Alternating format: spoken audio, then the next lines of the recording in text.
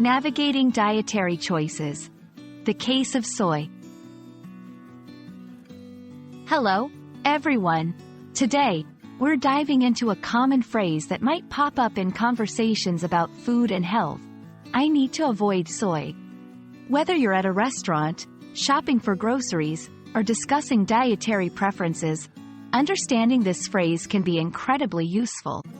Let's break it down together so you can confidently talk about soy in English. The phrase, I need to avoid soy, is straightforward but packed with meaning.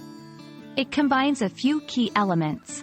I need to implies a necessity or requirement, often based on health, ethical, or personal reasons.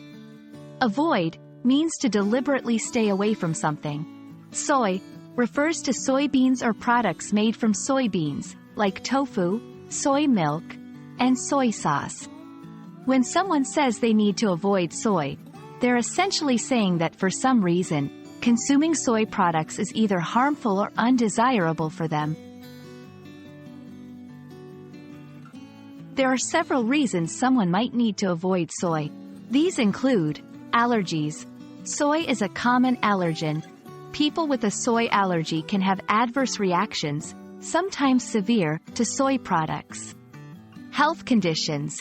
Certain medical conditions, such as hormone-sensitive cancers, might require limiting soy intake due to its phytoestrogens. Dietary preferences. Some choose to avoid soy for dietary reasons, including following specific diets that exclude soy products. Understanding these reasons can help you empathize with and respect others' dietary choices. For those avoiding soy, there are plenty of alternatives, such as almond, rice, or oat milk instead of soy milk. Chickpea tofu as a soy-free tofu alternative.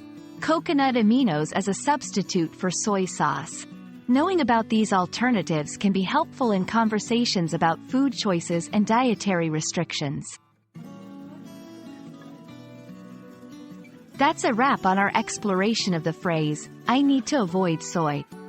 Remember, food and dietary needs are personal and can vary greatly from person to person. Understanding phrases like this not only broadens your English vocabulary but also equips you to engage in more inclusive and considerate conversations. We hope this video has been enlightening, and we look forward to seeing you in our next lesson. Stay curious, and happy learning!